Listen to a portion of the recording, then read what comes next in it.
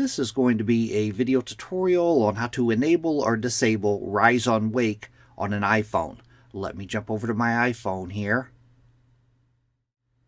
I am on my iPhone now. To enable or disable Rise on Wake, what Rise on Wake is, when you pick up your phone, the display will automatically turn on.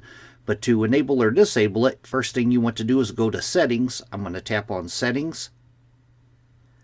Then I'm going to scroll down to where it says Display and Brightness, and I'm going to tap on Display and Brightness. Then I'm going to scroll down a ways, and right here is Rise on Wake. By default, it's probably toggled on for you. As you see, mine's toggled on, but to disable that, you would just toggle this off. That disables Rise on Wake, and to enable it, just toggle it back on.